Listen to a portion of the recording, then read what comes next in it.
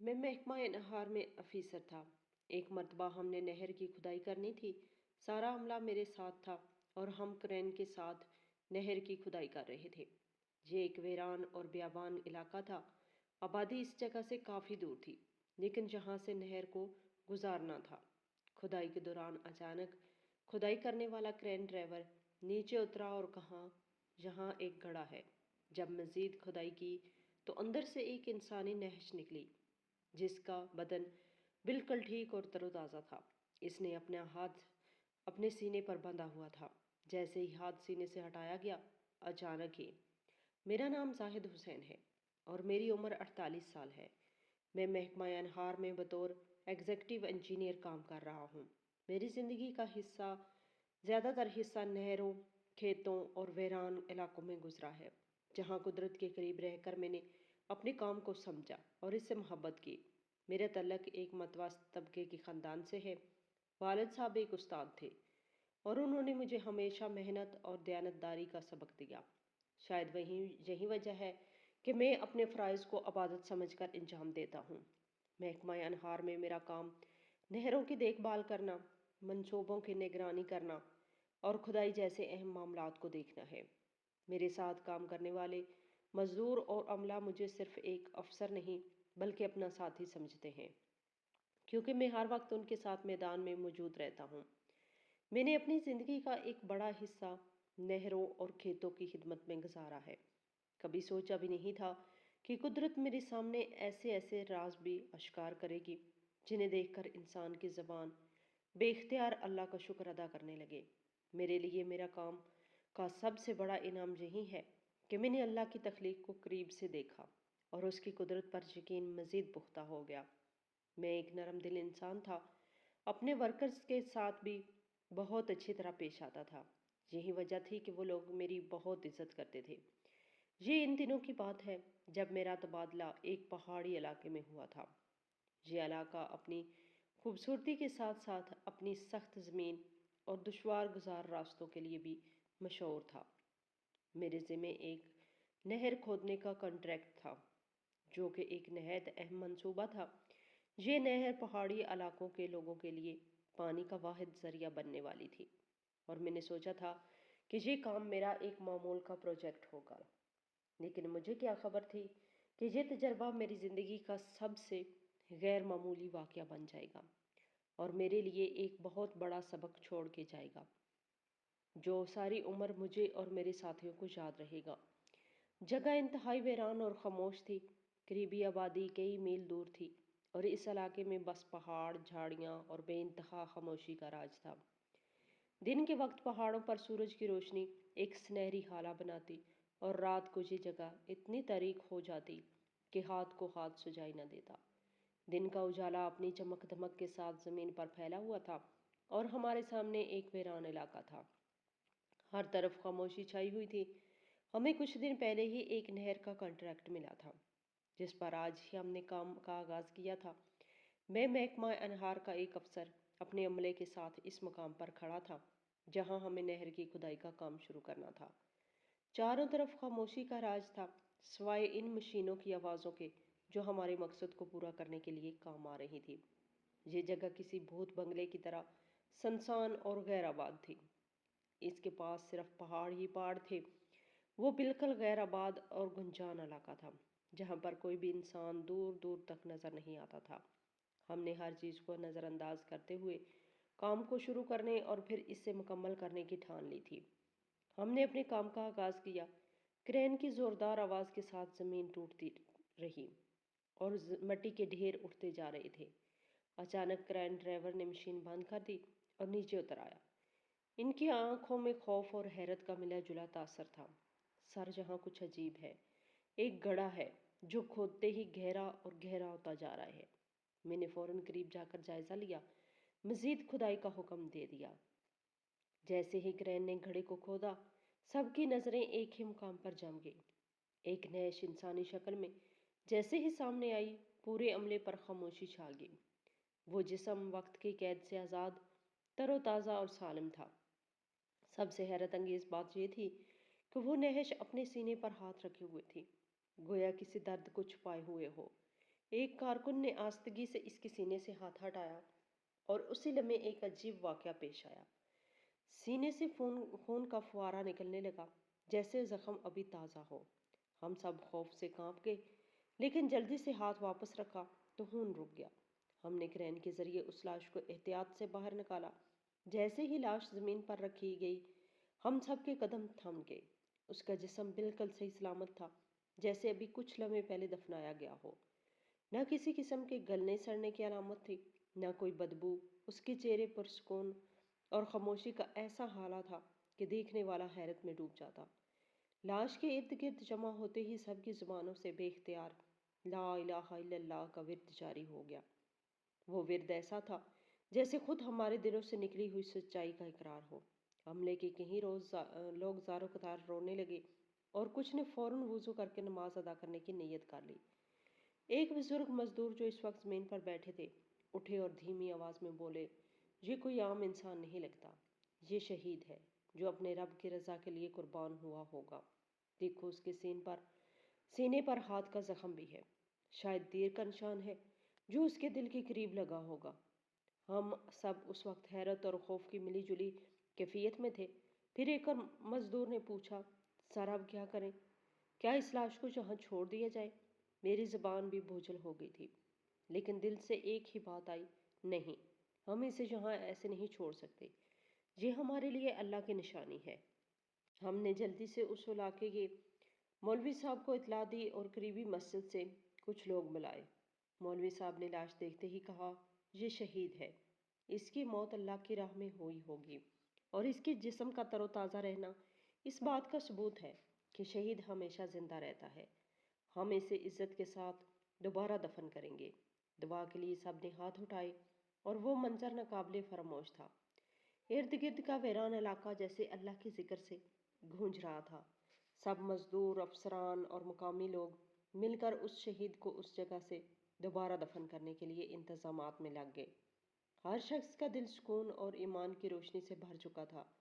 ہم نے اس لاش کی تدفین کر دی، لیکن یہ ایک ناقابل فراموش تھی۔ میں اس واقعے کو بھلا نہیں پا رہا تھا۔ میں نے تمام کام بند کر دیے اور واپس اپنے گھر آ گیا، اور میں نے وہ کنٹریکٹ بھی کینسل کر دیا تھا۔ جب میں اس دن کام ختم کر کے گھر واپس آیا تو دل عجیب سی کیفیت میں مبتلا تھا۔ ایسا لگ رہا تھا جیسے کوئی اندیکھا بوجھ میرے سینے پہ رکھا ہو۔ میں تھکن سے چور تھا، لیکن یہ تھکن صرف جسمانی نہیں تھی۔ میرے دل و دماغ میں ایک بے نام سی پریشانی نے جگہ بنا لی تھی۔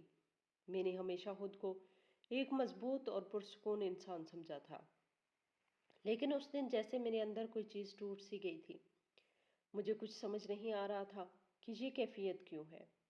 نہ تو کوئی بڑا مسئلہ تھا، نہ ہی کام میں کوئی رکاوٹ پیش آئی تھی، لیکن پھر بھی دل بے چین تھا۔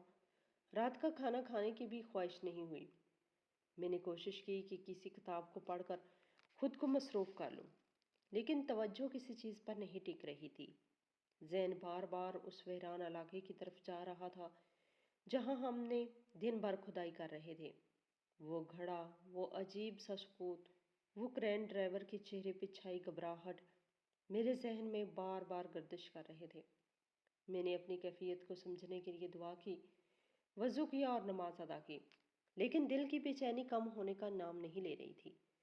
آخر کار میں نے سوچا کہ شاید یہ محض دن بھر کی تھکن کا نتیجہ ہو، لیکن دل کے کسی کونے میں یہ احساس بھی تھا کہ جو کچھ اس دن ہوا وہ صرف اتفاق نہیں تھا۔ شاید قدرت کو یہ اشارہ دے رہی تھی، یا کوئی ایسا راز مجھ پر اشکار ہونے والا تھا جو میری زندگی کو ہمیشہ کے لیے بدل دے گا۔ یہ خیالات میرے ساتھ تھے جب میں بستر پر لیٹا اور سونے کی کوشش کرنے لگا، لیکن نیند بھی مجھ سے روٹ گئی تھی، اور میں بس چھت کو گھورتے ہوئے آنے والے دن کے بارے میں سوچتا رہا۔ آخر کار دل کی بے چینی ناقابل برداشت ہو گئی اور میں بستر سے اٹھ کھڑا ہوا۔ میرے قدم بے اختیار وضو کی طرف بڑھ گئے۔ وضو کرنے کے بعد میں نے جائے نماز بچھائی اور اللہ تعالیٰ کے سامنے سجدہ ریز ہو گیا۔ اس وقت میرے دل کی کیفیت بیان سے باہر تھی۔ میں نے سجدے میں جاتے ہی زار و قطار رونا شروع کر دیا۔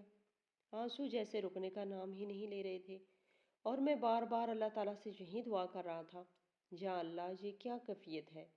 مجھے سکون عطا فرما۔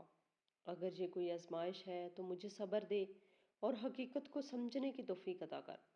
اگر یہ آگاہی ہے تو مجھے ہدایت دے۔ مجھے کچھ سمجھ میں نہیں آ رہا، میں اپنی کیفیت سمجھنے سے قاصر ہوں۔ میرا دل بہت بے چین ہے، مجھے ایسا محسوس ہو رہا ہے جیسے میرا روح جسم کے پنجرے میں پھڑپھڑا رہا ہو۔ یہ عجیب احساس تھا، جیسے میں اپنے رب کے قریب ترین ہو گیا ہوں۔ میرا دل ہلکا ہو رہا تھا اور آنکھوں سے بہتے آنسو جیسے میری روح کو سکون دے رہے ہوں، لیکن پھر بھی اس کیفیت کی اصل وجہ میری سمجھ سے باہر تھی۔ میں اسی سجدے کی حالت میں دیر تک پڑا رہا، اپنے دل کا بوجھ اللہ کے سامنے بیان کرتا رہا۔ دعا کے الفاظ کبھی لبوں پر ہوتے تو کبھی دل میں گردش کرتے۔ سجدے کی اس گہرائی میں ہی نہ جانے کب میری آنکھ لگ گئی، مجھے علم ہی نہ ہوا کہ کب نیند نے میرے تھکے ہوئے جسم اور بے چین دل کو اپنی آغوش میں لے لیا۔ یہ پہلا موقع تھا جب میں نے سجدے میں نیند کا ایسا سکون محسوس کیا۔ شاید اللہ نے میری بے بسی اور دعا کو قبول کر کے میرے دل کو راحت عطا کر دی تھی۔ اس رات میں سجدے کی حالت میں اللہ کے رحم اور قدرت کا ایک نیا احساس لے کر سویا تھا۔ گویا میری روح کو وہ سکون مل چکا تھا جو میں دن بھر تلاش کر رہا تھا۔ جب صبح میری آنکھ کھلی تو میں خود کو چین نماز پر ہی پایا۔ حیرت کی بات یہ تھی کہ رات بھر بسکون رہنے کے باوجود بھی میں اس وقت بالکل ہلکا پھلکا اور تندرست محسوس کر رہا تھا، جیسے رات کے آنسوؤں اور دعاؤں نے میرے دل کا تمام بوجھ دھو دیا ہو۔ لیکن ایک احساس شدت سے میرا دل میں جاگا۔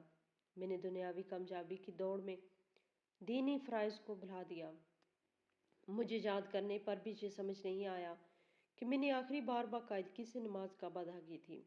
ایک عجب شرمندگی میرے دل میں بھر گئی۔ وہ لاش جسے ہم نے ویرانے سے نکالا تھا بار بار میرے ذہن میں گردش کرنے لگی۔ اس کے تر و تازہ جسم اور سکون بھرے چہرے نے میرے دل پر ایک سوال چھوڑ دیا تھا۔ کیا وہ اللہ کے قریب ہونے کا مقام تھا جو میں نے کھو دیا تھا؟ میں فوراً اٹھا، وضو کیا اور مسجد کا رخ کیا۔ مسجد میں داخل ہوتے ہی دل کو ایک عجیب سکون کا احساس ہوا۔ وہاں مولوی صاحب کا بیان جاری تھا۔ وہ نہایت خشوع و خضوع سے فرما رہے تھے، دنیا کی زندگی عارضی ہے اور یہاں کی کامیابیاں صرف ایک امتحان ہے۔ اصل کامیابی وہ ہے جو ہمیں اللہ کے قریب لے جائے۔ قرآن میں اللہ فرماتا ہے، جو لوگ اللہ کے راستے میں مارے جاتے ہیں انہیں مردہ نہ کہو، وہ زندہ ہیں، لیکن تم ان کی زندگی کا شعور نہیں رکھتے۔ شہید کی موت در حقیقت ایک نئی زندگی کا آغاز ہوتی ہے اور وہ قربانی ہماری یاد دہانی کے لیے ایک نشان چھوڑ جاتی ہے۔ مولوی صاحب کی باتیں سن کر میرا دل لرز اٹھا۔ میں نے اس رات ویرانے میں ملنے والی لاش کو یاد کیا۔ اس کا سکون اور اس کی قربانی، میرا دل گواہی دینے لگا کہ وہ شہید ہوگا جو اپنی قربانی سے آج بھی ایمان والوں کے دلوں کو جھنجھوڑ رہا تھا۔ مولوی صاحب نے مزید کہا، دنیاوی خواہشات کے پیچھے بھاگنے والا انسان اگر دین کو بھول جائے تو وہ خالی ہاتھ رہ جاتا ہے۔ نماز، ذکر اور اللہ کے ساتھ تعلق ہی وہ راستہ ہے جو ہمیں دائمی کامیابی کی طرف لے جاتا ہے۔ میں ان کی باتیں سن کر گہری سوچ میں پڑ گیا۔ اس لمحے میرے دل ایک نیا عزم کے ساتھ بیدار ہوا۔ میں نے اپنے اندر ایک تبدیلی کا عہد کیا، اللہ سے دعا کی، یا اللہ مجھے اپنی طرف لوٹنے کی توفیق دے اور میری زندگی کو تیرے راستے میں لگنے والی روشنی سے منور کر دے۔ نماز کے بعد جب تمام نمازی مسجد سے رخصت ہو گئے تو میں وہیں بیٹھا رہا۔ دل پر ایک عجیب کیفیت طاری تھی اور آنکھوں میں آنسو قابو سے باہر ہو رہے تھے۔ مولوی صاحب اپنی جگہ پر بیٹھے دعا میں مصروف تھے۔ میں نے ہمت کر کے ان کے قریب جا بیٹھا، لیکن جیسے ہی ان کے قریب پہنچا ضبط کا بندھن ٹوٹ گیا۔ زاروں قطار رونے لگا۔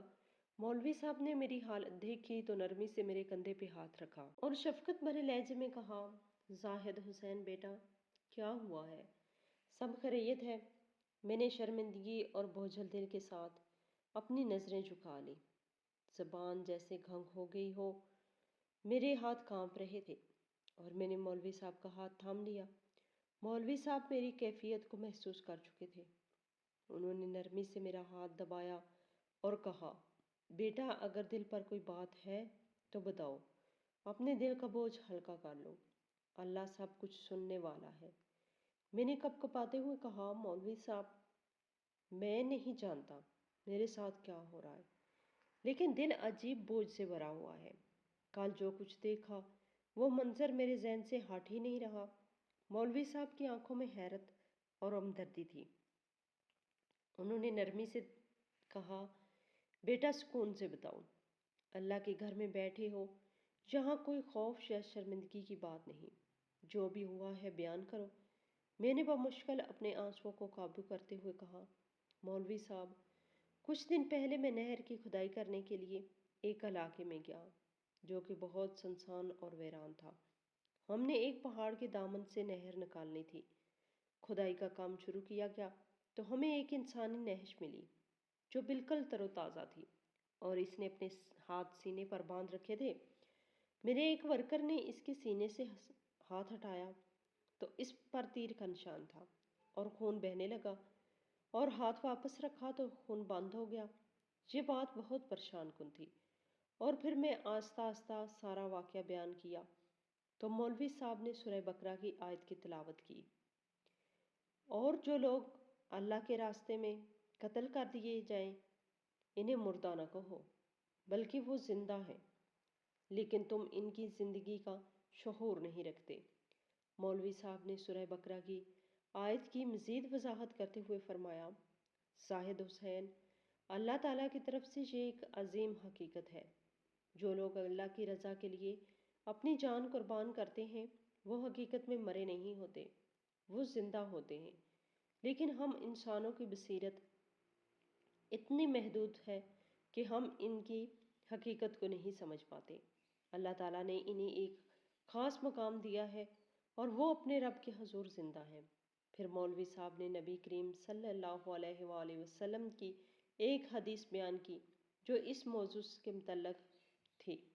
رسول اللہ صلی اللہ علیہ وسلم نے فرمایا، جو شخص اللہ کے راستے میں شہید ہوتا ہے اللہ اسے اپنے پاس زندہ رکھتا ہے اور اس کی روح جنت میں آرام سے ہے۔ مولوی صاحب کی آواز میں ایک عجیب سکون تھا، اور ان کی باتوں نے میرے دل میں ایک نیا شعور پیدا کیا۔ وہ مزید بولے، اللہ کے راستے میں شہادت ایک ایسی موت ہے جو تمام دنیاوی تکالیف سے آزاد ہوتی ہے۔ یہ وہ لوگ ہیں جو اللہ کی رضا کے لیے اپنی جان کو قربان کرتے ہیں اور اللہ کی بارگاہ میں زندہ رہتے ہیں۔ انہوں نے مجھ سے کہا، تمہیں جو کچھ محسوس ہو رہا ہے وہ دراصل ایک نشانی ہے کہ تمہارے اندر اللہ کی طرف لوٹنے کی رغبت پیدا ہو چکی ہے۔ وہ شہید کی روح تمہیں ایک پیغام دے رہی ہے۔ مولوی صاحب کی باتوں سے میری پریشانی کی شدت کم ہو گئی تھی اور دل میں سکون کی ایک نئی لہر دوڑنے لگی۔ میں نے دل سے اللہ کا شکر ادا کیا۔ اس نے مجھے اپنی طرف لوٹنے کا راستہ دکھایا، اور پھر میں نے مولوی صاحب کو اپنی پوری رات کو گزارا ہوا واقعہ بیان کیا۔ مولوی صاحب مجھے غور سے سنتے رہے۔ ان کی پیشانی پر سنجیدگی کی لکیریں نمودار ہو رہی تھیں۔ جب میں اپنی بات مکمل کر چکا تو انہوں نے گہری سانس لی اور کہا، زاہد حسین، اللہ نے تمہیں شاید کسی خاص مقصد کے لیے یہ واقعہ دکھایا ہے۔ اس شہید کی حالت تمہارے لیے ایک پیغام ہے۔ اللہ کبھی اپنے بندوں کو بے وجہ ایسی نشانیاں نہیں دکھاتا۔ یہ وقت ہے کہ تم اپنی زندگی کو ایک نئے رخ پر لے جاؤ اور اپنے رب کے قریب ہو جاؤ۔ مولوی صاحب کی باتوں نے میرے دل پر گہرا اثر کیا۔ انہوں نے مجھے اللہ پر بھروسہ رکھنے اور اپنی زندگی کو دین کے مطابق ڈھالنے کا مشورہ دیا۔ اس لمحے میں نے محسوس کیا کہ شاید یہ واقعہ اللہ کا اشارہ تھا کہ میں اپنی غفلت کو چھوڑ کر اس کی طرف پلٹوں۔ میں نے مولوی صاحب کو ادب سے سلام کیا اور ان کا شکریہ ادا کیا۔ ان کی باتوں نے میرے دل میں جو سکون اور نئی روشنی پیدا کی تھی اس نے مجھے خوشی سے بھر دیا تھا۔ میں خوشی خوشی گھر واپس آیا، ناشتہ کیا اور پھر اپنے کمرے میں جا کر بیٹھ گیا۔ دل میں ایک نیا عزم اور جوش تھا۔ میں نے سوچا کہ اس وقت مجھے اپنے روحانی سفر کی طرف قدم بڑھانا چاہیے۔ اسی سوچ کے تحت میں نے اپنے موبائل پر حدیث سننے کا فیصلہ کیا۔ جیسے ہی میں نے موبائل پر ایک حدیث سننی شروع کی، میری نظر ایک ایسی حدیث پر پڑی جو مولوی صاحب نے ابھی کچھ دیر پہلے بیان کی تھی۔ وہی حدیث مبارکہ جس میں نبی کریم صلی اللہ علیہ وآلہ وسلم نے فرمایا تھا، جو شخص اللہ کے راستے میں شہید ہوتا ہے اللہ اسے اپنے پاس زندہ رکھتا ہے اور اس کی روح جنت میں آرام سے ہے۔ یہ الفاظ میرے کانوں میں گونجنے لگے اور میری روح کو ایک عجیب سکون اور اطمینان کا احساس ہوا۔ میں نے دل سے اللہ کا شکر ادا کیا اور سچے دل سے توبہ کی، اللہ کے سامنے اپنی غفلتوں کا اعتراف کیا اور اللہ سے اپنے گناہوں کی معافی مانگی۔ اس لمحے میں نے پختہ عہد کیا کہ اب میں اپنی زندگی کو اللہ کی رضا کے مطابق گزاروں گا۔ دنیا کی فانی خواہشات کے پیچھے نہیں بھاگوں گا، بلکہ اپنی محبت اور تعلق اللہ کے ساتھ مضبوط کروں گا۔ دل میں یہ عزم تھا کہ اب میں ہر دن اپنے رب کے رضا کے لیے جیتا رہوں گا اور ہر عمل میں اس کی خوشنودی تلاش کروں گا۔ یہ نیا سفر میرے دل میں ایک پختہ ارادے کے ساتھ شروع ہوا تھا اور میں جانتا تھا کہ اللہ کی مدد سے میں نے اپنی زندگی میں یہ تبدیلی لا سکتا ہوں۔ جب میں نے بزرگ شخص سے مزید معلومات حاصل کی تو مجھے یہ بھی پتہ چلا کہ اس علاقے میں ایک طویل عرصہ پہلے ایک جنگ ہوئی تھی جس میں ایک گروہ نے اللہ کی رضا کے لیے اپنی جانوں کی قربانی دی تھی۔ وہ لوگ اپنے ایمان پر مضبوط تھے اور اللہ کے راستے میں لڑتے ہوئے شہید ہو گئے۔ اس جنگ کے دوران جو شہید ہوئے، ان کی قربانیوں اور ایمان نے پورے علاقے میں ایک نشان چھوڑا تھا۔ بزرگ شخص نے بتایا کہ ایک گروہ میں ایک نوجوان بھی شامل تھا جس کی لاش میں نے دیکھی تھی۔ اس نوجوان کی عمر شاید 20 یا 21 سال تھی۔ اس کی قربانی اتنی عظیم تھی کہ اس کے جسم پر اللہ کی خاص رحمت نے اسے تر و تازہ رکھا اور آج تک اس کی لاش ویسی کی ویسی تھی۔ میرے دل میں ایک عجیب احساس پیدا ہوا۔ میں نے دل ہی دل میں اللہ تعالیٰ کا شکر ادا کیا کہ مجھے یہ عظیم حقیقت جاننے کا موقع ملا۔ وہ شہید نہ صرف اپنی زندگی کی قربانی دے کر اللہ کے قریب ہو گیا تھا، بلکہ اس کی قربانی آج بھی لوگوں کے دلوں میں ایک نئی روشنی بھر رہی تھی۔ اس کے جسم کا تر و تازہ ہونا ایک علامت تھی کہ اللہ کے راستے میں جو جان دے دیتا ہے، اللہ اسے اپنی خاص رحمت سے نوازتا ہے۔ میرے دل میں کئی سوالات اٹھے، مگر ایک سوال سب سے زیادہ نمایاں تھا: میں اپنی زندگی میں کیا کر رہا ہوں؟ میں نے خود سے سوال کیا، کیا میری زندگی بھی کسی مقصد کے لیے ہے؟ کیا میں نے اپنی دنیاوی خواہشات کے پیچھے اتنا دوڑ لگایا ہے کہ میں اللہ کی رضا کو بھلا دیا؟ یہ سوالات میرے دل کی گہرائی سے گونج رہے تھے۔ میں واپس اپنے شہر کی طرف لوٹا اور دل میں یہ عزم کر لیا کہ اب میری زندگی کا مقصد صرف اللہ کی رضا ہوگی۔ وہ شہید جس کی قربانی نے مجھے یہ سیکھنے کا موقع دیا، اب میرے دل میں ہمیشہ زندہ رہے گا۔ اس کی قربانی نے میرے دل میں ایسا جذبہ پیدا کیا تھا کہ میں نے توبہ کی اور زندگی میں ایک نئی سمت اختیار کی۔ یقیناً اللہ کی راہ میں قربانی دینے والے وہ لوگ کبھی نہیں مرتے، بلکہ وہ ہمیشہ زندہ رہتے ہیں، کیونکہ اللہ کی رحمت ان کے ساتھ ہوتی ہے۔ میرے دل میں ایک تازہ شعور بیدار ہوا تھا اور میں سمجھ گیا تھا کہ یہ سب کچھ اللہ کی طرف سے ایک پیغام تھا۔ وہ شہید کی قربانی، اس کا جسم جسے اللہ کی رحمت سے محفوظ رکھا گیا تھا، سب کچھ مجھے یاد دلاتا تھا کہ اللہ کے راستے میں جو قربانی دیتا ہے وہ کبھی نہیں مرتا۔ میرے ذہن میں نبی کریم صلی اللہ علیہ وسلم کی یہ آیت گونجنے لگی: جو شخص اللہ کے راستے میں شہید ہوتا ہے وہ زندہ ہوتا ہے، وہ اپنے رب کے پاس اپنے رزق سے لطف اندوز ہوتا ہے۔ یہ حدیث میرے دل میں ایک گہرا سکون اور اطمینان لیے آئی تھی۔ میں نے دل سے دعا کی کہ اللہ مجھے بھی اپنی رضا کی راہ پر چلنے کی توفیق دے، مجھے اس عظیم قربانی کی روح سے سچائی سکھائے۔ اس حدیث کے اثر سے میری زندگی میں ایک نیا رخ آیا اور میں نے فیصلہ کیا کہ اب میری زندگی کا مقصد اللہ کی رضا کے حصول کے لیے قربانی دینا ہوگا۔ وہ شہید کی قربانی اب میرے دل میں ایک نشان بن چکی تھی جو مجھے ہمیشہ اللہ کے راستے پر چلنے کی یاد دلاتی رہے گی۔ اس حدیث مبارکہ میں نبی کریم صلی اللہ علیہ وسلم نے اللہ کے راستے میں شہید ہونے والے لوگوں کی عظمت کو بیان کیا ہے۔ شہید کی روح اللہ کی خاص رحمت میں ہوتی ہے اور اس کی موت کے بعد اسے اللہ کے ہاں عزت و سکون ملتا ہے۔ وہ زندہ ہوتا ہے۔ اس کا مطلب یہ ہے کہ شہید کی جسمانی موت کے باوجود اس کی روح اللہ کی رضا میں رہتی ہے اور جنت میں رزق سے لطف اندوز ہوتی ہے، جس سے یہ ظاہر ہوتا ہے کہ شہید کا مقام اللہ کے نزدیک بہت بلند ہے۔ اس حدیث سے یہ بات بھی واضح ہوتی ہے کہ اللہ کے راستے میں قربانی دینے والے کا اجر دنیاوی موت سے کہیں زیادہ ہوتا ہے اور اس کی روح کو اللہ کی طرف سے دائمی سکون اور خوشی ملتی ہے۔